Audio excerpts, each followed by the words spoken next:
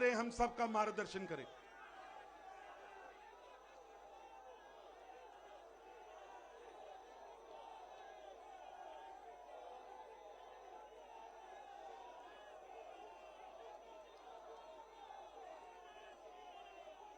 भारत माता की, भारत माता की, भारत माता की।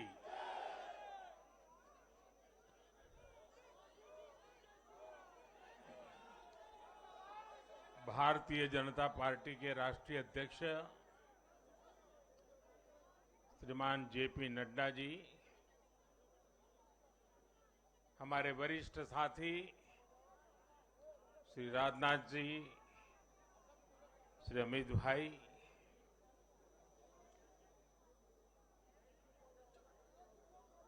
सभी प्यारे साथियों,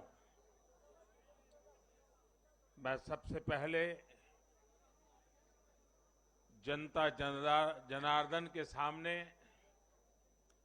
नतमस्तक हूं।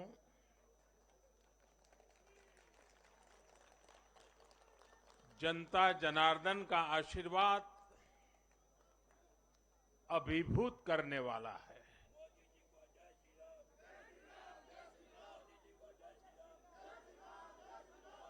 श्रीमान जेपी नड्डा जी के नेतृत्व में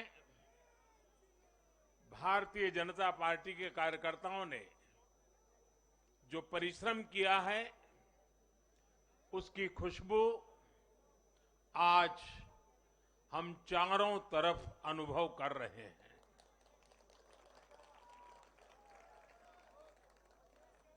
जहां भारतीय जनता पार्टी प्रत्यक्ष नहीं जीती,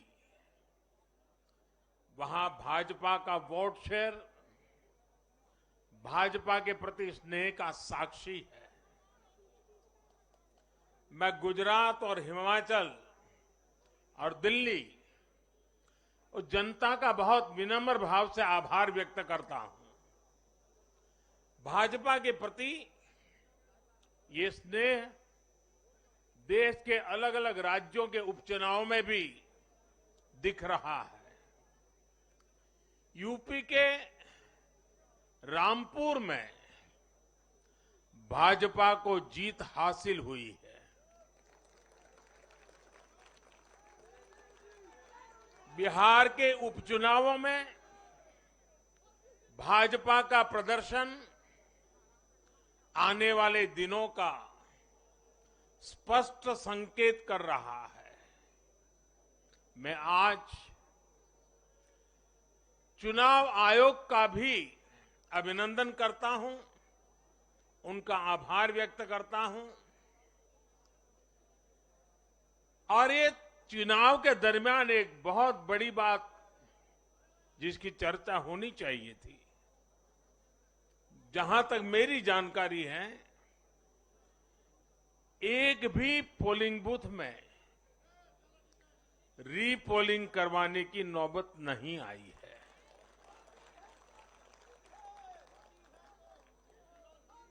मतलब कि सुख और शांतिपूर्ण रूप से लोकतंत्र की भावनाओं को पूरी तरह लेटर एंड स्पिरिट में स्वीकार करते हुए मतदाताओं ने लोकतंत्र के उस उत्सव को बहुत बड़ी ताकत दी है। और इसके लिए भी चुनाव आयोग अभिनंदन का अधिकारी है। इस चुनाव में हिस्सा लेने वाले हर राजनीतिक कार्यकर्ता को, हर दल को भी मैं साधुवाद देता हूं। साथियों, आज मैं हिमाचल के हर मतदाता का भी बहुत बहुत आभारी हूं। जैसे अभी नड्डा जी बता रहे थे, हिमाचल के चुनाव में 1% से भी कम अंतर से ये हार जीत का फैसला हुआ है। 1% से भी कम। इतना कम अंतर से हिमाचल में कभी नतीजे नहीं आए हैं। हिमाचल में हर 5 वर्ष में सरकारें बदली हैं, लेकिन हर में जब बदलाव हुआ है कभी 5%, कभी 6%, कभी 7%। जीतने वाले और हार वाले के बीच में अंतर रहा है। इस बार 1% से भी कम। इसका मतलब है कि जनता ने भी भारतीय जनता पार्टी को विजयी बनाने के लिए भरसक प्रयास किया है। मैं हिमाचल की जनता को आश्वस्त करता हूं कि भाजपा भले ही 1% से पीछे रह गई, लेकिन विकास के लिए हमारी प्रतिबद्धता 100% रहेगी।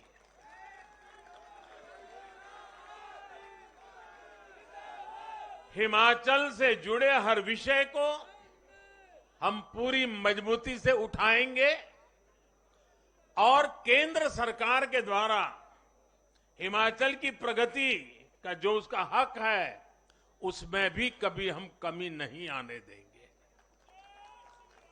अभी जो मैंने दिल्ली का वर्णन सुना कि किस प्रकार से दिल्ली कॉरपोरेशन को विफल करने के इरादे से जनता के साथ धोखा किया गया, ये काम हम नहीं करते हैं।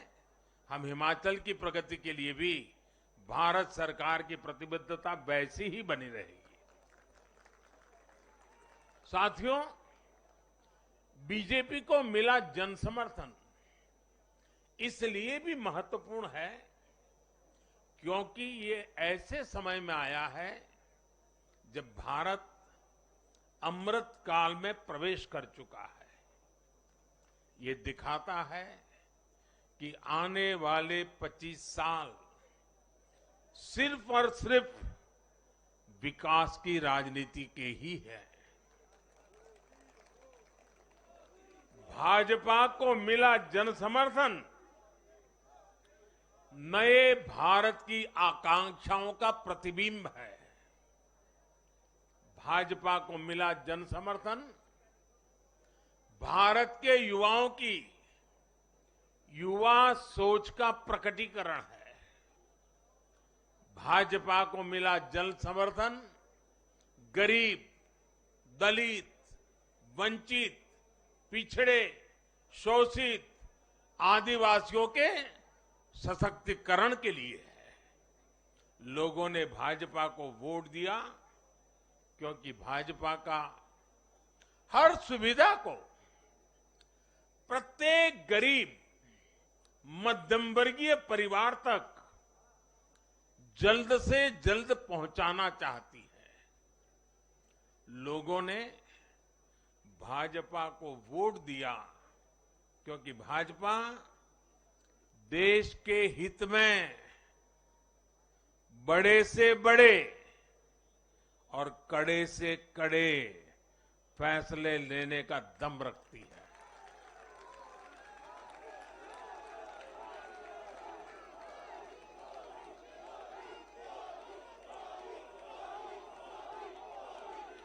भाजपा का बढ़ता जन समर्थन ये दिखाता है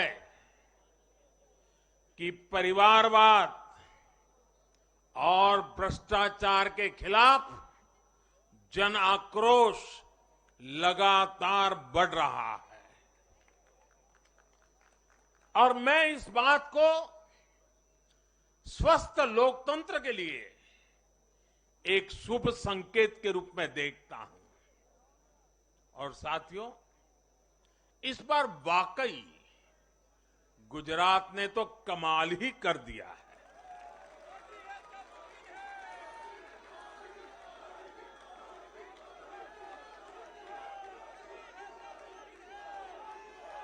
मैं नड्डा जी सहित सभी भाजपा कार्यकर्ताओं को बधाई देता हूं और विशेष रूप से मैं गुजरात की जनता को भी नमन करता हूं। चुनावों के दौरान मैंने गुजरात के भाई बहनों और युवाओं से कहा था कि इस बार नरेंद्र का रिकॉर्ड टूटना चाहिए। और मैंने वादा किया था कि भूपेंद्र नरेंद्र का रिकॉर्ड तोड़े, इसलिए नरेंद्र जी जान से मेहनत करेगा।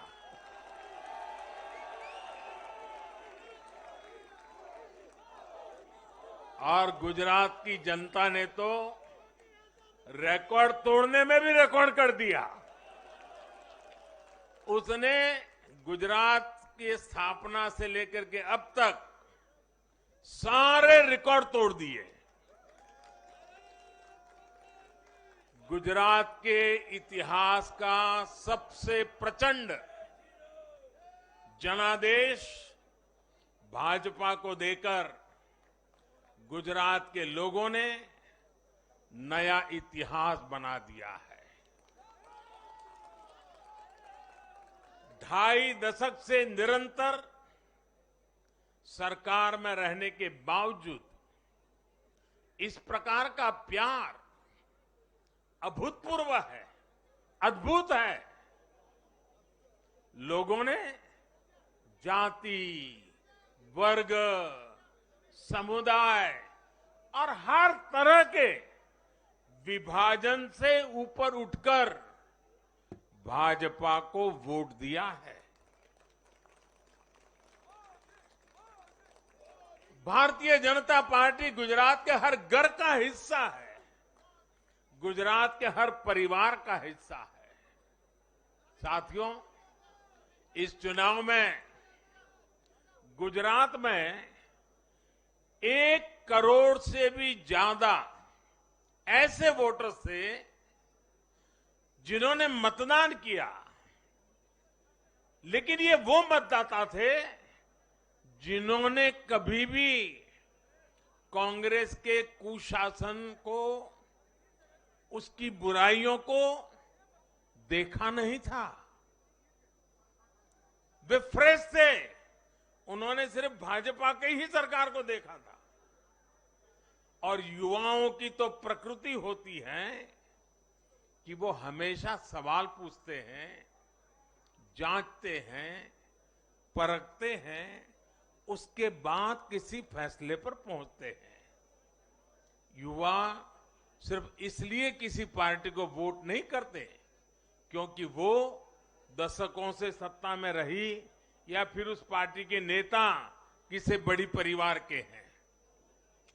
युवा तभी वोट देते हैं जब उन्हें भरोसा होता है, जब उन्हें सरकार का काम प्रत्यक्ष नजर आता है। और इसलिए आज युवाओं ने जब भाजपा को भारी संख्या में वोट दिया है, सीट से लेकर वोट तक के सारे रिकॉर्ड तोड़ दिए हैं, तो इसके पीछे का संदेश बहुत स्पष्ट है। इसका मतलब है कि युवाओं ने हमारे काम को जांचा, परखा और उस पर भरोसा किया है। इसका मतलब ये है कि युवा भाजपा की विकास वाली राजनीति चाहते हैं।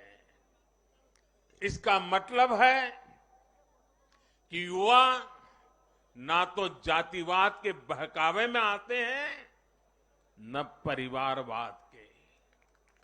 युवाओं का दिल सिर्फ विजन और विकास से जीत सकते हैं, और भाजपा में विजन भी है और विकास के प्रति प्रतिबद्धता भी है। साथियों, आज एक और बात याद करने वाली है। जब महामारी के घोर संकट के बीच बिहार में चुनाव हुए थे, तो जनता ने भाजपा को भरपूर आशीर्वाद दिया। जब महामारी के संकट से बाहर निकलते हुए असम, यूपी, उत्तराखंड, गोवा, मणिपुर एक के बाद एक चुनावों में जनता ने भारतीय जनता पार्टी को ही चुना और आज जब भारत विकसित भारत के लक्ष्य की प्राप्ति के लिए आगे बढ़ रहा है तो भी देश की जनता का भरोसा सिर्फ और सिर्फ भाजपा पर है।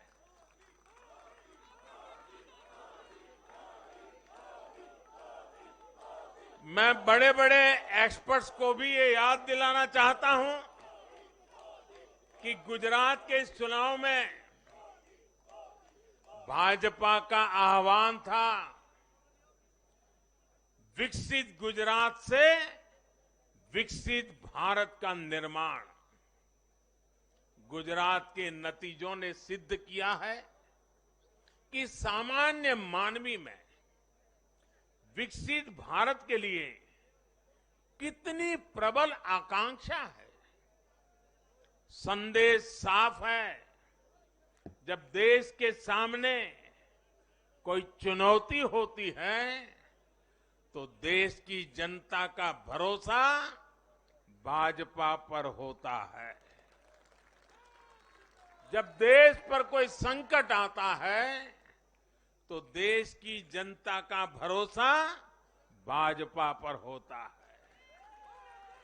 जब देश बड़े लक्ष्य तय करता है तो उनकी प्राप्ति के लिए देशवासियों का भरोसा भाजपा पर होता है। जब देश की आकांक्षाएं चरम पर होती हैं तो भी उनकी पूर्ति के लिए देश की जनता का भरोसा भाजपा पर ही होता है। साथियों, भाजपा के आज हम जहां पहुंचे हैं, राज्यों में हो, स्थानीय स्वराज्य की निकायों में हो या केंद्र में हो, ये ऐसे ही नहीं पहुंचे हैं। 5 पीढ़ियां जनसंघ के जमाने से तपस्या करते हुए परिवार के परिवारों खपते रहे, तब जाकर के ये दल बना है, तब जाकर के हम यहां पहुंचे हैं।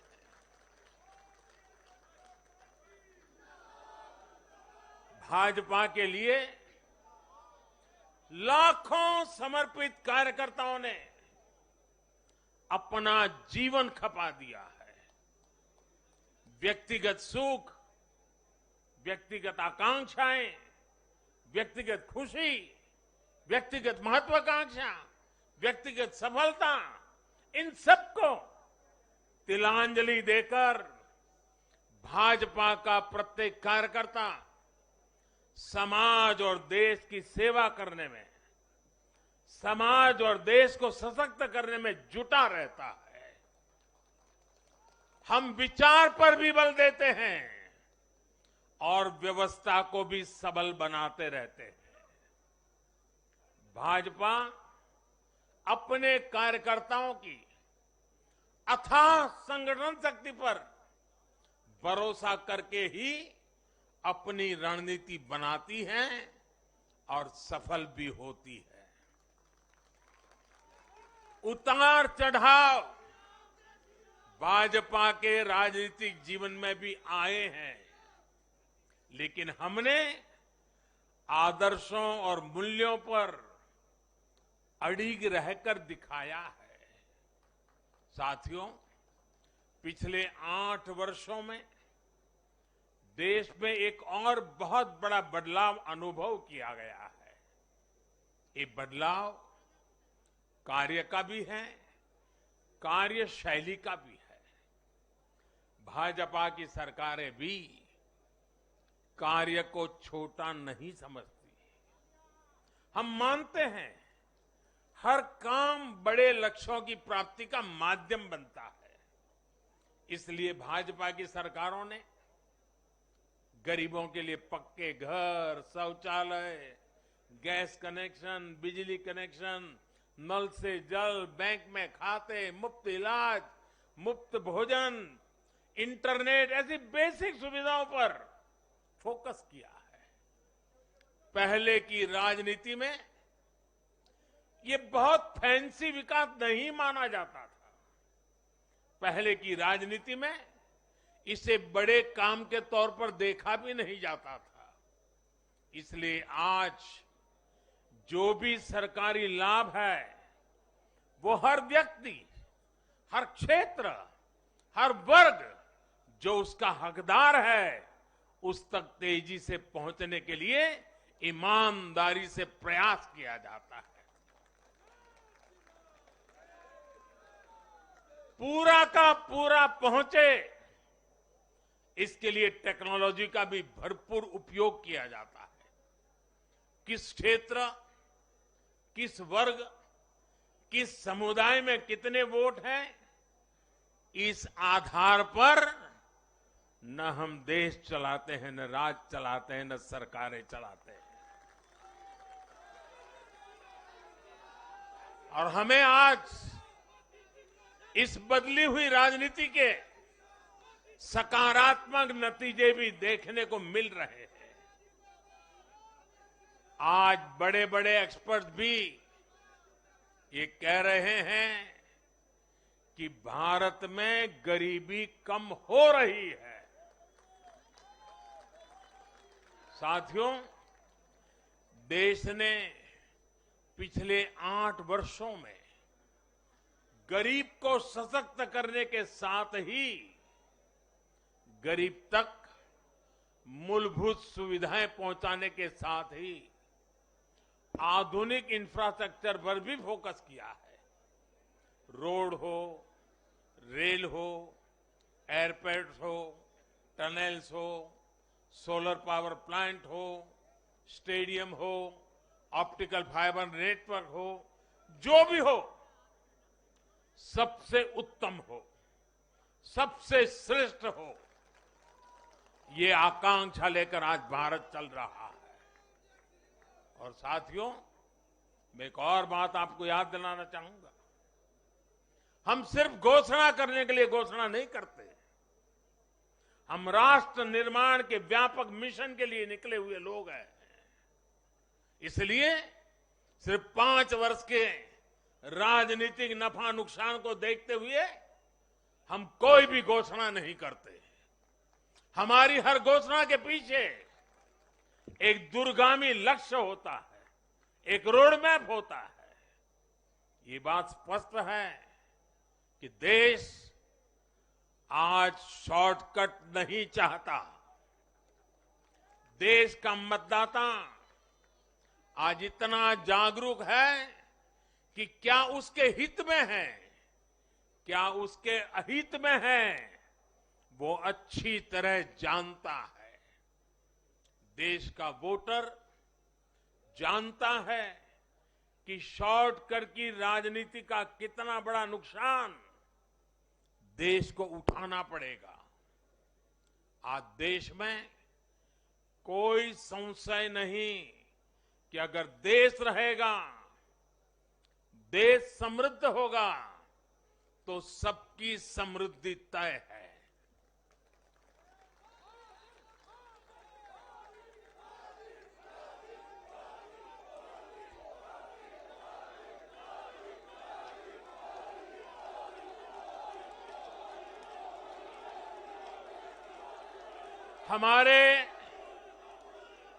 हमारे पूर्वजों के पास अनुभव का अगाध ज्ञान था और अनुभव के निचोड़ से कहावतें बनती थी। और हमारे यहां हमारे पूर्वजों ने हमें विरासत में दी हुई एक कहावत है, आमदनी अठन्नी और खर्चा रुपया। अगर ये वाला हिसाब रहेगा तो क्या स्थिति होगी, ये हम दुनिया में हमारे अड़ोस पड़ोस में आज भली भांति देख रहे हैं। और इसलिए आज देश बहुत सतर्क है। देश के हर राजनीतिक दल को ये याद रखना होगा कि चुनावी हथकंडों से किसी का भला नहीं हो सकता। साथियों, आज के जनादेश में एक और संदेश है। समाज के बीच दूरियां बढ़ाकर राष्ट्र के सामने नई चुनौतियां खड़ी करके जो राजनीतिक दल तत्कालिक लाभ लेने की फिराक में रहते हैं, उन्हें देश की जनता, देश की युवा पीढ़ी देख भी रही है और समझ भी रही है।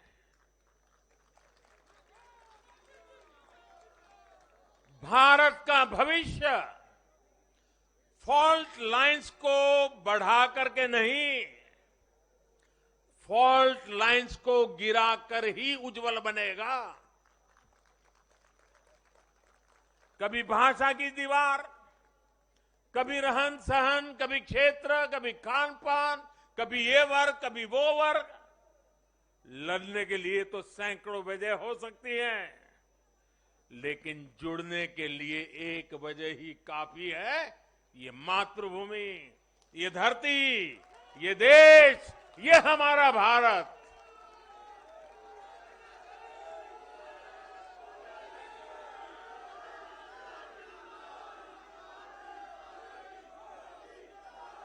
जीने के लिए और मरने के लिए इससे बड़ी वजह कोई और नहीं हो सकती। इसलिए हमें देश प्रथम, इंडिया फर्स्ट की भावना के साथ आगे बढ़ना है। साथियों, मुझे खुशी है कि आज भारत के गांव हो या शहर, गरीब हो या मिडिल क्लास, किसान हो या श्रमिक, सभी की पहली पसंद भाजपा है।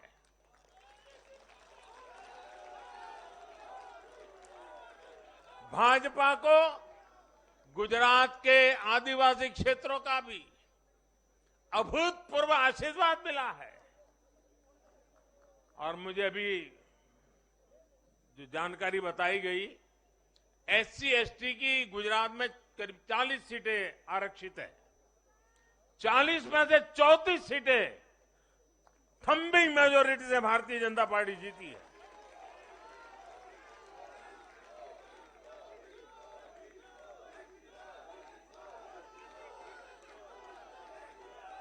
आज आदिवासी भाजपा को अपनी आवाज मान रहे हैं।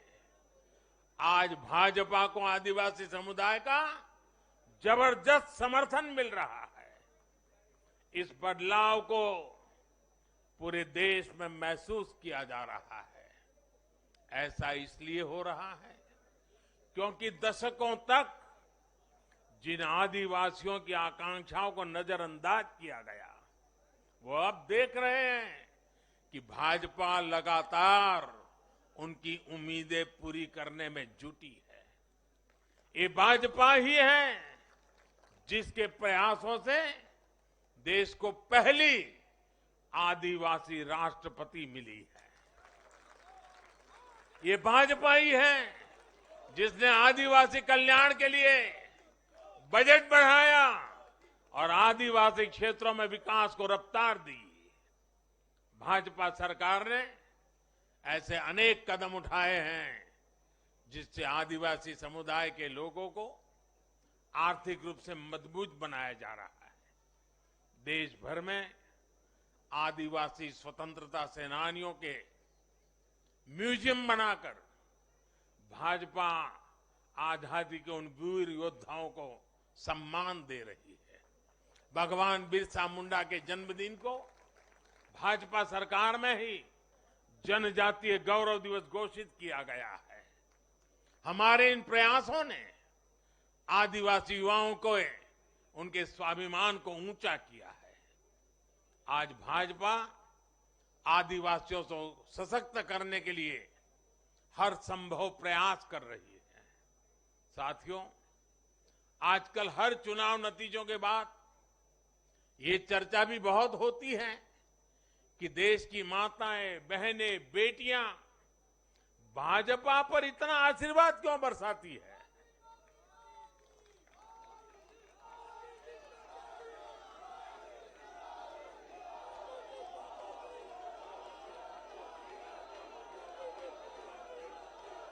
अगर कोई ईमानदारी से आत्मचिंतन करे तो ये पाएगा कि आजादी के बाद से पहली बार आज देश में एक ऐसी सरकार है जो महिलाओं की समस्याएं, उनकी चुनौतियां, उनकी आवश्यकताएं, उनकी आकांक्षाएं, उसे समझने का लगातार प्रयास कर रही है और उसके अनुसार काम की योजना बनाती है। गांव देहात से लेकर शहर तक, घरेलू कार्य में व्यस्त महिला से लेकर स्वरोजगार करने वाली या किसी रोजगार से जुड़ी महिलाओं के लिए जितना भाजपा सरकार ने किया है उतना पहले किसी भी सरकार ने नहीं किया। महिलाओं के लिए पहले की सरकारों के 70 साल के कार्यों की तुलना में भाजपा सरकार के 7-8 साल के कार्य कहीं ज्यादा है और इसलिए आज जब भी चुनाव होते हैं तो देश की माताएं, बहनें, बेटियां कमल के निशान का सिर्फ बटन ही नहीं दबाती, उनके हाथों में एक आशीष का भाव होता है, आशीर्वाद का भाव होता है और जब वो उंगली कमल के बटन पर रखती हैं तब वो हम जैसे लाखों कार्यकर्ताओं के सर पे विजय तिलक भी लगा देती है।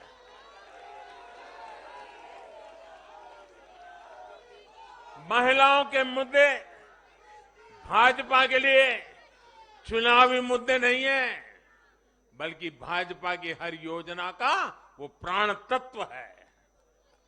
महिलाओं का जीवन आसान बनाना हो, महिलाओं को ज्यादा से ज्यादा रोजगार के, स्वरोजगार के अवसर मुहैया कराना हो, ये भाजपा का कमिटमेंट है।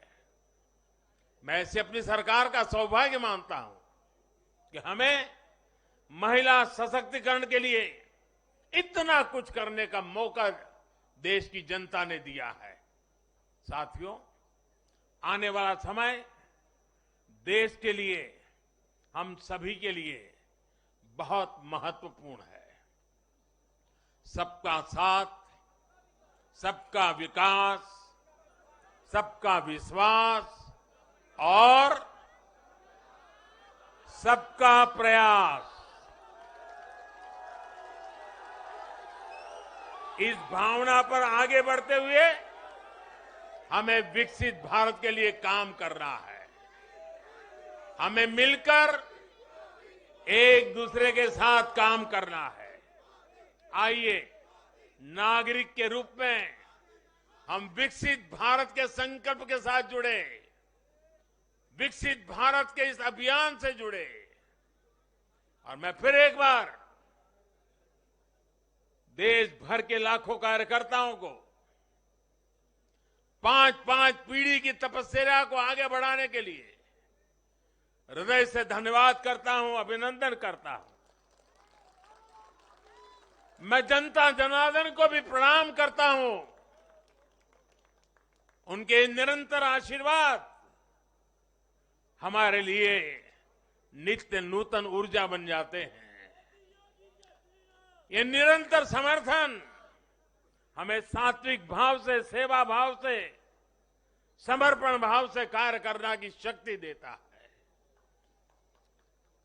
जब हमें जनता जनार्दन का आशीर्वाद मिलता है तो हमें अधिक परिश्रम करने की प्रेरणा जगती है, अधिक पुरुषार्थ करने का संकल्प जगता है और संकल्पों को सिद्ध करने के लिए जीवन खपा दे करके सिद्धि तक पहुंचाने के लिए हम लगे रहते हैं, क्योंकि जनता जनार्दन, इसे हम ईश्वर का रूप मानते हैं और यही सामर्थ्य, यही शक्ति एक सेवक के भाव से, सेवा भाव से, समर्पण की अप्रतिम राह को प्रकटते हुए चलते रहना, चलते रहना, चलते रहना, चरैवेति चरैवेति चरैवेति, इसी मंत्र को लेकर के हम चल रहे हैं। भाइयों बहनों, इस चुनाव में अब बहुत लोगों को जानने पहचानने का भी अवसर मिल चुका है। पिछले कुछ चुनावों का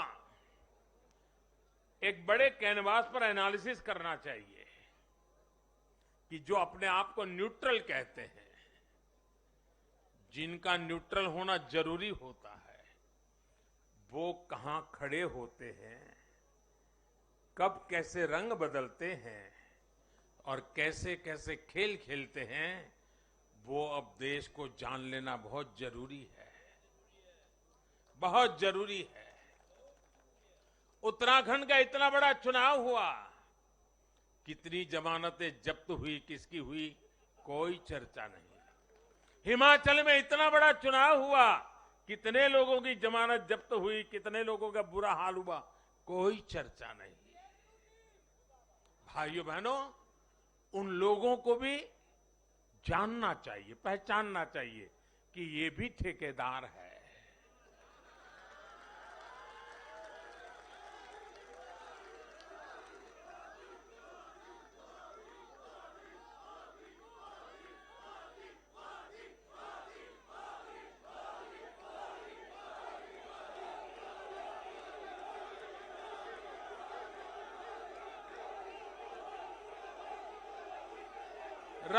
राजनीति में सेवा भाव से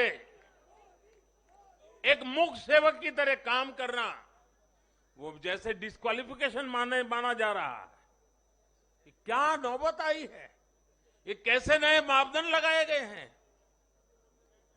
अब देखिए, मुझे खुशी हो रही है कि हमारे गुजरात के सीएम भूपेंद्र भाई पटेल करीब करीब 2 लाख वोटों से जीते हैं।